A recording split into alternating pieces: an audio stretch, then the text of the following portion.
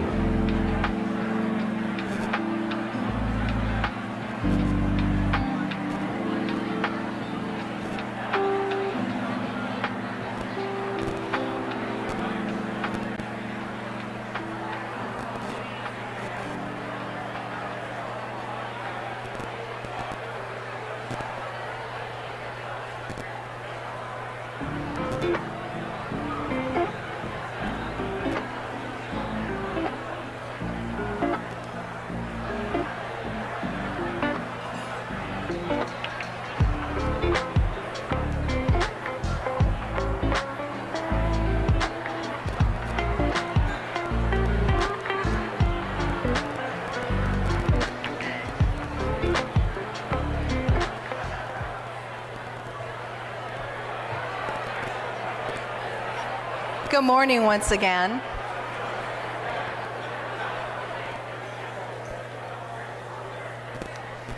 I would like to thank all of you for being here today. I can't believe, I keep pitching myself, I can't believe it's 2023, but I can tell it's 2023 because look at this amazing group of people here to hear our wonderful esteemed mayor speak today.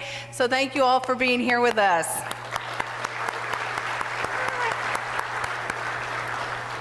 I am Tony Herrera-Bass, and I have the privilege of leading the Hoover Area Chamber of Commerce, and I thank you all for being here today. I would like to now introduce Pastor Tony Johnson with River Chase United Methodist to lead us in our invocation.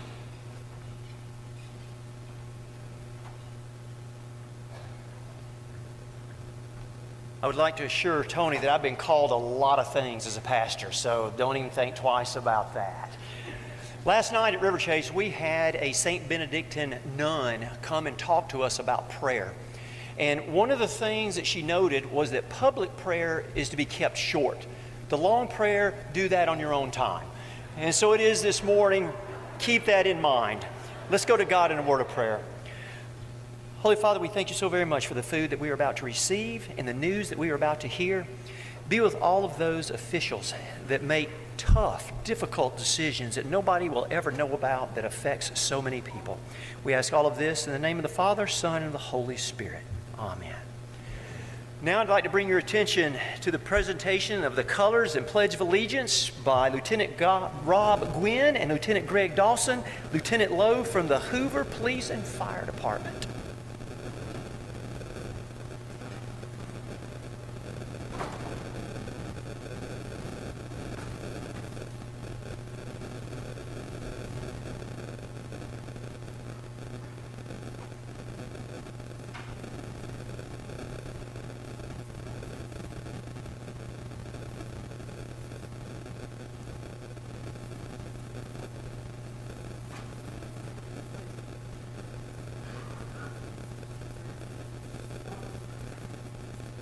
I pledge allegiance to the flag of the United States of America and to the republic for which it stands, one nation, under God, indivisible, with liberty and justice for all.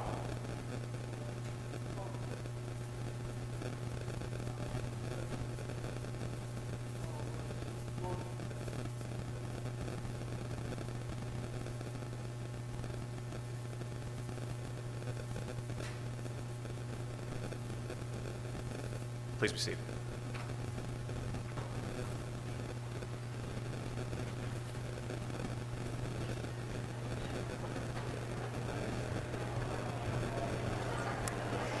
Thank you very much. Please continue with your meal. We are going to keep the program moving today, so please feel free to eat. I would like to recognize some elected officials and special guests with us today. From Congressman Gary Palmer's office, we have Ashley Sills and Denise Weaver. Thank you. From Senator Tuberville's office, we have John Ferguson. I'd like to also welcome Representative Arnold Mooney, Representative Mike Shaw, State Senator Jabba Wagner, our City Council President John Lyda, Derek Murphy, our newest City Councilor, Ms. Christy Doss Driver, City Councilor Steve McClinton. Have I missed any other officials? I apologize if I have, but if you are an elected official that I failed to recognize, please stand. Thank you very much. Thank you all for being here. We are also grateful to be in the presence of our Hoover Police Department, our Hoover Fire Department, our City of Hoover representatives, our Hoover City School Superintendent, Dr. Fowler, Hoover Area Chamber of Commerce Board of Directors, our ambassadors. Thank you all for being here today. We do also have the Hoover Library Board and library employees as well, so thank you all for being here.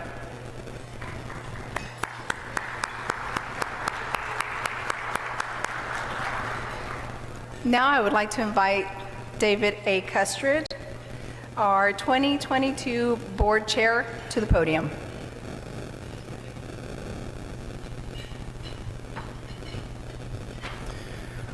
Well, my name's David Custard. I'm your 2022 Board Chair for the Hoover Area Chamber of Commerce, as Tony just talked about.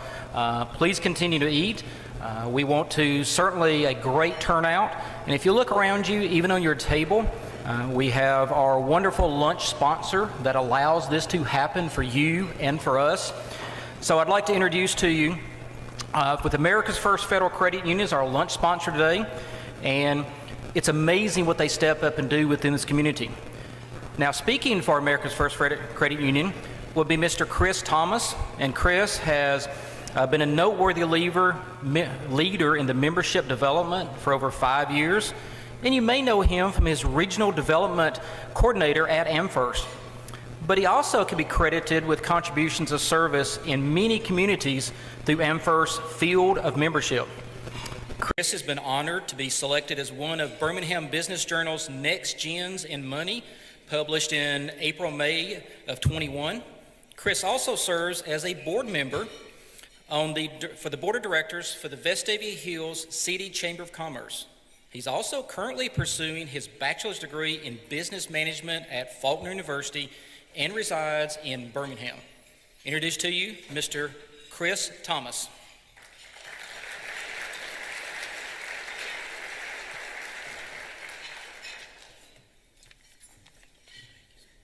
Thank you so much, David. To all of the city leaders, the mayor, the city councilmen, all of you great leaders in the room, it's such a great pleasure to be before you to represent such a mission at America's First Federal Credit Union.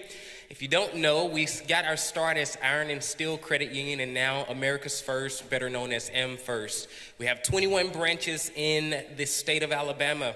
When you hear America's First, I want you to think about people helping people. I want you to think about value, how to improve someone's life. That's our goal at America's First Federal Credit Union. And the question is asked, how do we do that? Well, I'm so glad you all asked today because I get to tell you a little bit about that. When you are a member owner at America's First Federal Credit Union, you are owner of the credit union, right? And so the revenue that we receive is used to add value back into your life and into your family's life by having no fee checking accounts or low interest rates on loans and higher deposit rates on your deposit accounts. So I want you to, when you're with your family or maybe you need to make a financial change, think of America's First because we look to add value to all of our members, and we couldn't be here without all of our members. So all of you that are here today, if you're a member with us, we really appreciate you. And if you're not, we hope that we can add value to your life and to your family one day as well. And so thank you so much, and we look forward to doing greater things in the community in greater Birmingham area. Thank you.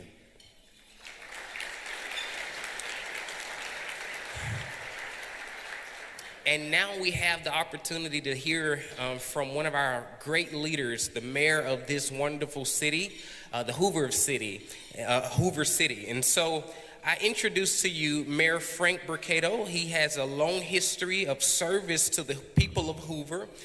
He worked for the Hoover Fire Department for 42 years as an EMS chief, operations chief, and fire marshal. Mayor Brocato was Hoover's first paramedic, and when he retired in 2015, he had the longest career in the Hoover Fire Department. Mayor Brocato has a fire science degree from Jefferson State College and a bachelor's degree in psychology and sociology from Birmingham Southern College. He's married to his high school sweetheart, Frances, and this year will celebrate 51 years of marital bliss. Can we give him 52? 52 years, wow. The Brocatos have 3 children and 9 grandchildren. Mayor Brocato serves on the Leadership Birmingham Advisory Board, the Mike Slive Foundation Prostate Cancer Research, and the Birmingham Business Alliance Board of Directors. He is also an active member of Briarwood Presbyterian Church.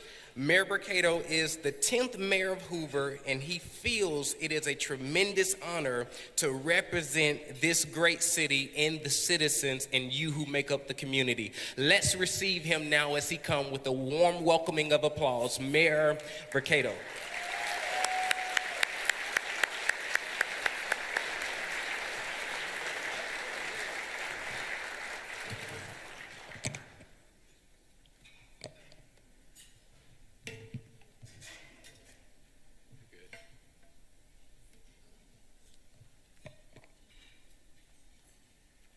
Thank you. I don't know about y'all, but when I drove up, there was a hearse outside.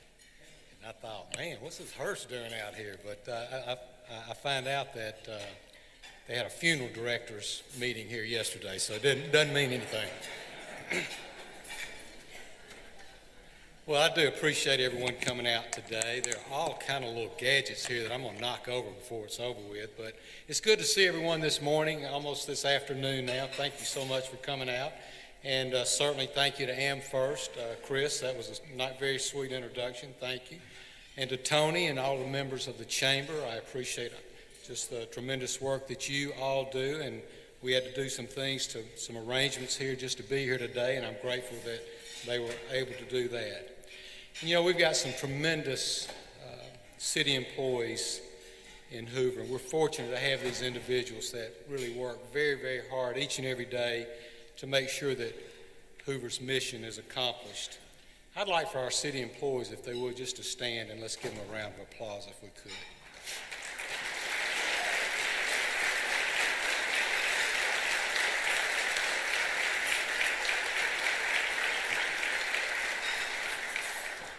And our many city board members, they are all volunteer citizens. They take on many difficult challenges and tasks each and every year, and they too are there to make sure that we have a great city and that the quality of life is met, and do a wonderful job. I'd like, if you serve on a board in Hoover, would you stand for us today as well?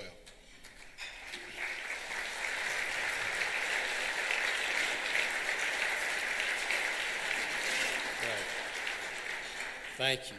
You know, our city's growing rapidly, and we're faced with great opportunities, and really oftentimes we have some challenges. That's all right. And I'm so grateful for the teamwork, the dedication, commitment from our city council. Of course, we introduced them earlier, but it's really, you know, John and I were talking, John, our city council president, and, you know, we have a commitment to not say the mayor, not say the council, but say us. We're working as a team, and I believe that means that we're going to move forward much more rapidly in just a great way. So I thank you for your leadership on that, John, as well.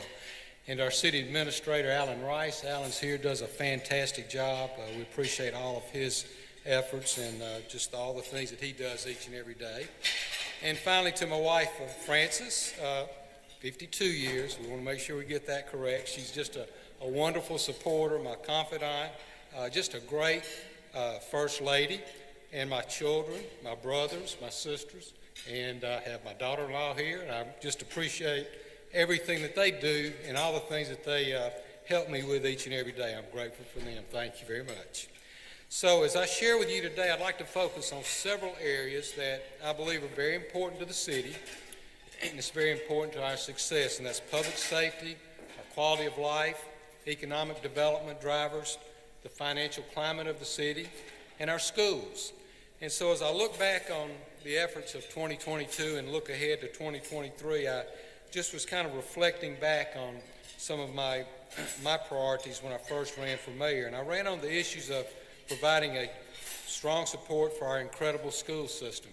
I ran on the principles of running good government, making sure that we are efficient and transparent to you, who are our biggest stakeholders. And I promised a strong commitment to public safety, and I spoke of working to bring more science and technology-based businesses to our city to counterbalance our retail segment. So as we reflect back, and I reflect back, I was reminded of what I felt was important at that time, and to be frank, I still stand and support those key areas even today. So we've accomplished a great deal over the past 6 years, and so much effort was done in laying the groundwork for the successes that we've had and for those that we just see right on the horizon. We've accomplished a lot, and we still have a lot more to accomplish. So today I invite you to join me as we reflect on 2022 and take a glimpse at what we are doing in 2023. So let's start with public safety because, let's be honest, our city was founded on public safety, and if your residents aren't safe, then it's hard to do much more. I keep hearing something. What I hear? Okay, we're good. Hoover was a city built on public safety. Many of the mayors that we've had over the past 50 years have come from a public safety background. One of my first goals when I took office was for our fire and police department to receive national accreditation. It's easy to say you're the best, but I wanted our departments to be measured and evaluated by national standards that tested our policies and procedures. This requires departments to go through a rigorous, tedious period of self-assessment and goal setting. Once we had gone through this intense process and were awarded this national accreditation, then we could really say we are the best among the best. After about 3 years of intense evaluation, our fire department reached that goal in 2021. Along with being accredited, the Hoover Fire Department continues to stand out as a leading department in our state, and in November, once again, they received the ISO Class 1 rating. The ISO rating proves that you are the best among the best. And we continue to invest in our fire department and our fleet. We've purchased many ladder trucks before, several over the past 50 years. But these trucks will be unlike any we've seen in the past. That's because they'll exhibit school pride. One truck will be painted Spain Park blue and will be stationed at Fire Station number 7, and the other is painted Hoover High Orange and will be stationed at Fire Station 11 next to the Hoover Met. We know that these trucks will be a rallying point for schools and community pride all across the city, so we're very excited about having these added to our city.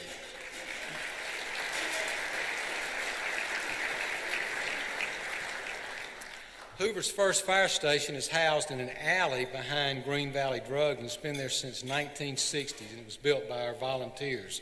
We're happy to announce that the city has purchased property that will allow us to build a new modern fire station, number 1, on Highway 31 directly in front of Green Valley Drugs. That's coming very, very soon. You know, for the past 3 years, the Hoover Police Department has been working on their accreditation. And just 2 months ago, they also achieved national accreditation, one of only about 15 cities in the state to do so. I'm so proud of the men and women that serve our city as police officers, and they truly put their lives on the line every time they put on that uniform. They do this so you and I can live in safety.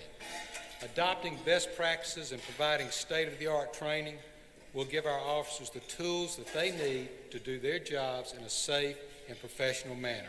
I'd like our police chief and fire chief, if they would, stand up for a round of applause. Chief Bentley, Chief Doses.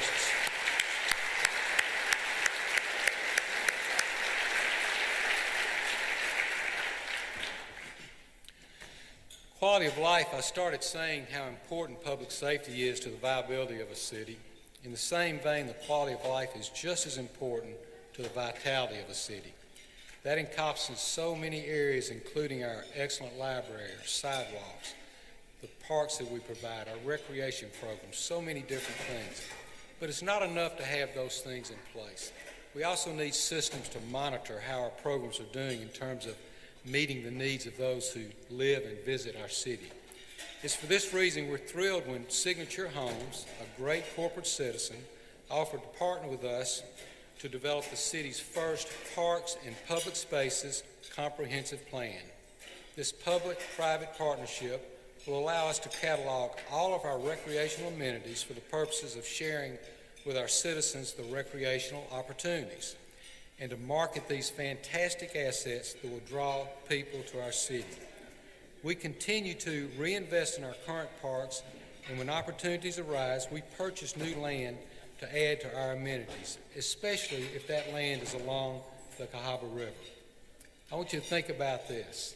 If you want to go jogging, biking, hiking, canoeing, kayaking, fishing, swimming, weightlifting, dancing, yoga, Pilates, disc golfing, birding, rappelling, rock climbing, wall climbing, all sports with a ball, including cricket and pickleball, golf, archery, and a rifle range. Did I leave anything out?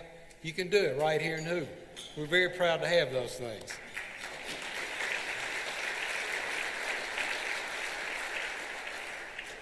The Hoover Met Complex has really become a very shining star in Alabama, in the Southeast and the United States.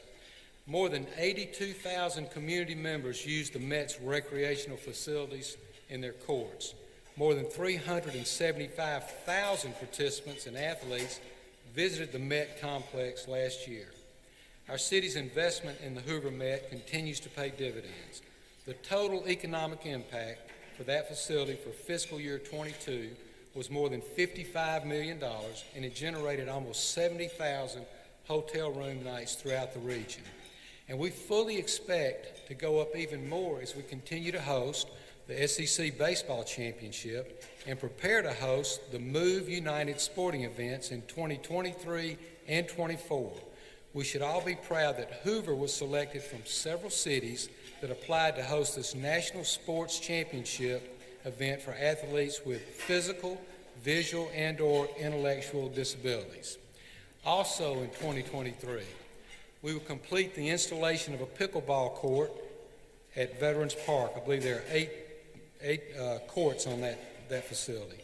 We'll join with the school system on a $9 million project that will add artificial turf to the city's ballparks, as well as the baseball and softball fields at our 2 high schools. We'll finish building out our Bluff Park pavilion. We'll start renovations at Russet Woods Park.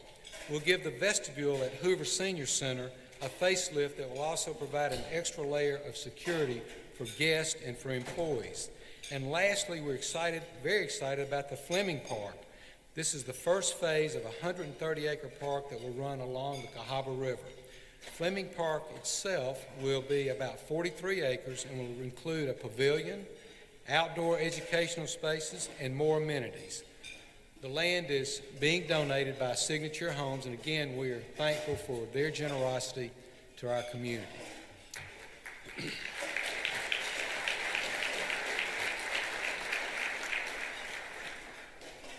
The Hoover Library continues to thrive and be a bright spot for our community, bringing outstanding types of services to all who visit.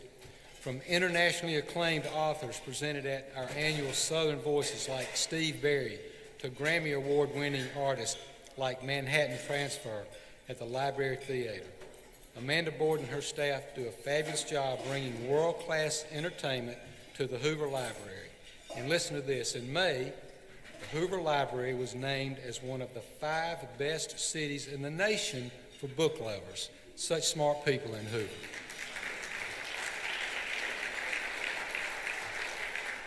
And when it comes to economic development, the Birmingham Business Journal just featured Hoover in a cover story article calling our city the metro area's next boom town. And the recognition is not without good reason. We've created a quality of life advantage by investing in ourselves. Our city council has a proven track record of fiscal responsibility that strives to be business friendly. And when you talk to businesses about where they want to locate, they're looking for a predictable business climate and a place where they can attract workers. Hoover provides both. Every day, our economic development team, headed by Greg Knighton, works tirelessly to create and nurture an environment that supports our business community. Thank you very much, Greg.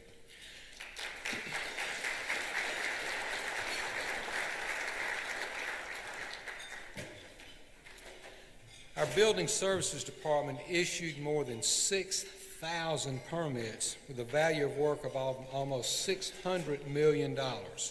317 new home permits were issued, and the value of those homes was over $195 million. We recently created a Commercial Development Authority, or a CDA, and a Downtown Redevelopment Authority. Both of these authorities complement the work of our Industrial Development Board, and they help plot the course for the city's future. City staff, along with our CDA and our IDB, are partnering to position the Highway 280 corridor as a mixed-use technology innovation district. The DRA is working to establish architectural guidelines to create a more cohesive look for what we imagine to be downtown Hoover. We're working with Patton Creek ownership to create a town square atmosphere, complete with a new Center for the Arts. The center would provide opportunities to celebrate and enjoy the arts in the center of our city. Technology is on fire. We continue to see growth from many of our technology and life sciences employers. In fact, the Birmingham Business Journal included 8 Hoover companies on the list of the 30 fastest growing companies for 2022. Several of those were STEM businesses. We kicked off 2022 with a strong announcement from Lake Holmes Realty and its sister company, Real Source, which are headquartered in Meadowbrook in the Meadowbrook Business Park. The team will create 400 new jobs, knowledge-based jobs, for residents in Hoover and the surrounding area. Also last year, we welcomed Civitan International, which has 30,000 members worldwide, and it moved its headquarters to the Meadowbrook Business Park. McLeod Software has more than 675 employees and continues to grow. And Revere Control System is growing its headquarters at Exit 10 off of I-459, where they design, engineer, and fabricate control. They're adding some 50 new jobs.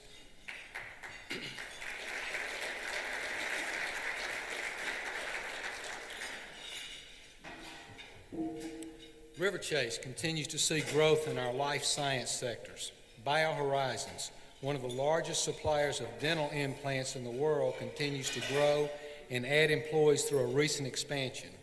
And let me spend just a moment telling you about BioCryst Pharmaceuticals, which is a commercial-staged biotech company whose drug discovery center is right here in the city of Hoover.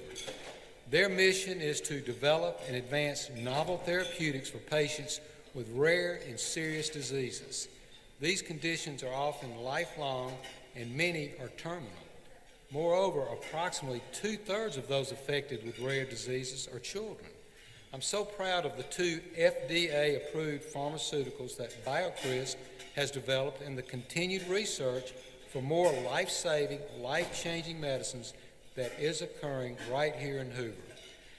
I'd like to ask members of the BioCryst team to please stand up, including Anna Reyes, Sherry Hyatt, and Kara Davis. Ladies, would you stand and let us recognize you?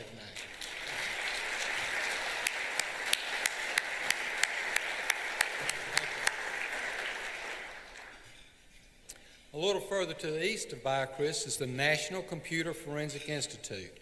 This facility is run by the United States Secret Service, and it's the only training facility of its kind in the United States. The NCFI opened its doors in 2008 and provides the nation's premier law enforcement training on cyber and electronic crimes. As cyber threats to the critical sectors such as healthcare, finance, banking, and energy continues to grow, it's evident that expanding the NCFI facility is critical. A large expansion of the facility occurred in the fall of 2022. In 23, we will begin a multi-year $23 million expansion that will allow the center to increase their student population from 4,500 per year to nearly 10,000 students per year. This expansion will allow other federal agencies to partner with the Secret Service and train right here at that facility. Students travel from all over the world for this training, and they stay in Hoover from 5 days to 5 weeks. The NCFI has been an important economic contributor to the area and the state, providing roughly $6.5 million of economic impact.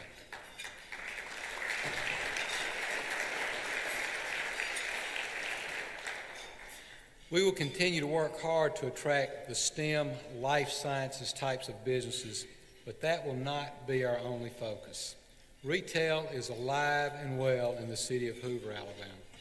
Hoover continues to be the retail destination in our state. For example, over 1,000 new business licenses were issued in 2022, which is a testament to the economic vitality of Hoover. Many new restaurants opened. Retail and service-oriented businesses also found their home in Hoover, from small mom-and-pop stores to upscale furniture stores, personal service businesses, doctors, dentists, and a host of other quality businesses. And just next door to the Hoover Met is the new Brock's Gap Brewery, which opened in March of 22, and it's our first city brewery. In the fall of 22, ground was broken on the village green at Stadium Trace Village Amphitheater. The design is driven by the mission to create a thriving hub for the arts and culture within the already vibrant commercial development at Stadium Trace Village. At the River Chase Galleria, it continues to be a shining star and is visited by millions of people each year. New businesses have opened in and around the Galleria, and there's a new 126-room hotel under construction. There are 2 empty boxes here that everybody's always worried about, Belk's and Sears. Well, I'm happy to announce that they are in the final stages of leasing those entire box stores. That's a big story for River Chase Galleria. And let me go on and say that sales per square foot at the Galleria are the highest they've been in 7 years. Congratulations to the River Chase Galleria. And along the US 280 corridor, Signature Homes and Terra Equities, they've partnered on a 15-acre development that will consist of 120 townhomes and 30,000 square feet of commercial development. And along the Highway 150 corridor, the Everly development, it's a new community being built by Signature Homes and various partners. This is an 830-acre mixed-use development that will include over 2,000 homes and various types of homes and over 100,000 square feet of commercial development. Our financial climate. I'm happy to say that the city of Hoover is in a very, very strong financial position currently. Actually, we're in the strongest financial position we've ever been in our history.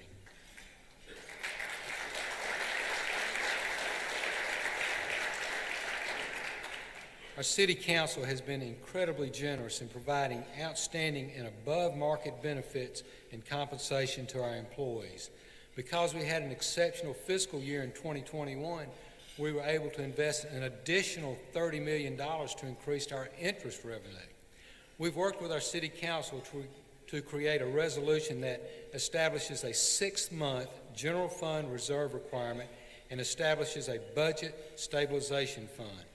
Both measures protect budgets for any emergencies or economic downturns that may occur. And lastly, I'm proud to report that last year the City of Hoover received the Certificate of Achievement for Excellence in Financial Reporting.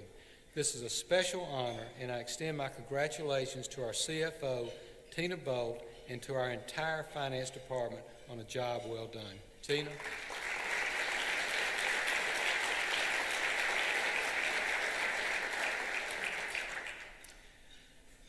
Before I close, just a little quick story. Our school system is why young families continue to move to Hoover. COVID took a toll on our school system. It took a toll on our students. Educating children was incredibly challenging, and many just could not keep up. Yet this past year, the Hoover school system received an A rating on all 16 schools. This was achieved by only 6 school systems in the state. Dr. Fowler, where are you? Congratulations, sir.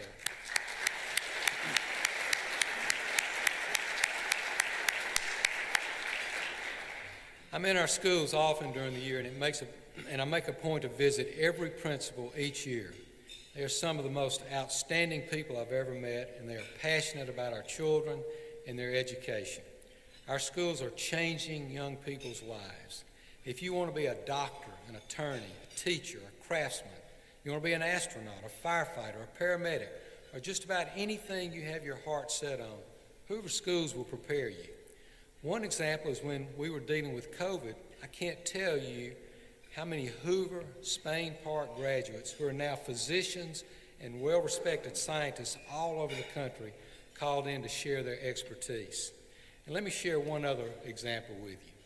We all know about the great work taking place at the River Chase Career Connection Centers called RC3. That includes the Fire Academy, which is preparing the next generation of firefighters and paramedics. The benefits of that program could not have been more obvious in this past mid-September. One Friday afternoon, Dr. Fowler, did we clear this with you first? I hope we did. But one Friday afternoon, Dr. Fowler, our superintendent, was headed home when he was involved in an accident. The Rocky Ridge Fire Department quickly responded to the scene, and when they arrived, paramedics checked him out, and they advised Dr. Fowler to go to the hospital for further evaluation. So as he was sitting on the stretcher, a young man placed his hand on Dr. Fowler's shoulder and said, "You'll be fine. We'll take care of you." Turns out that young man was a 2022 graduate of Hoover High School and RC3 Academy, and he's here today. Jeremiah Murray, would you please stand up?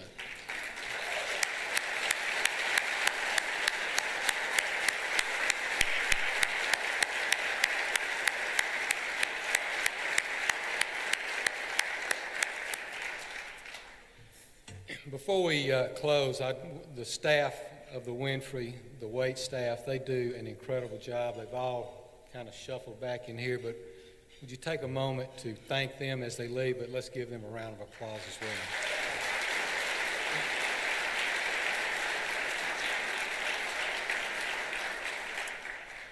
So in closing, Hoover's been a great place to live since it was founded in the 60s, and it's getting better. That's why we've grown. We're no longer a bedroom community. We're quickly approaching 100,000 residents. We're an economic engine for the region and for the state. We will not rest on our laurels. We are planning and investing in the future to make sure we're a great place to live for the next generation so that our kids and our grandkids have economic opportunities and choose to continue to call Hoover home. Thank you very much.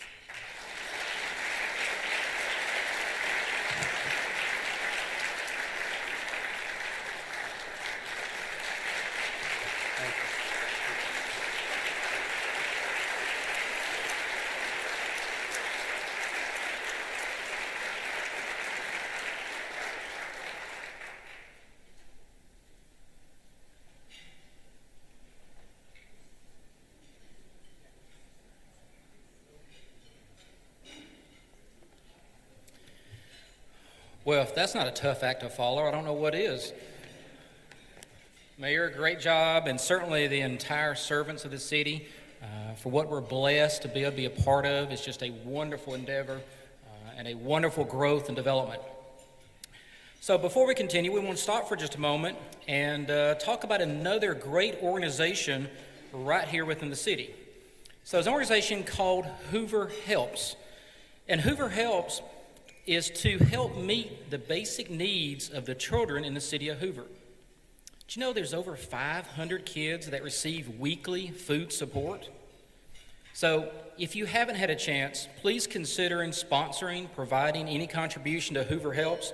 It takes just over $200 to support a kid for the entire school year. And you can donate at hooverhelps.org, or you can Venmo at Hoover Helps. Now, I mention this because during the Chamber's December Member Appreciation Breakfast, we actually ask you, the members, stakeholders of this great community, to provide and contribute to Hoover Helps. So, as part of that, I'd like to ask Mr. Greg Bishop to come up here.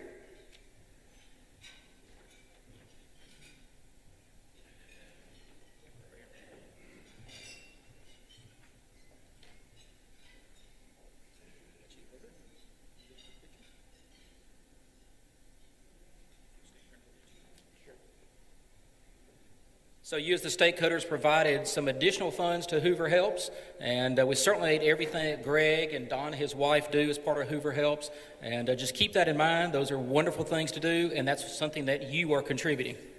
Thank you.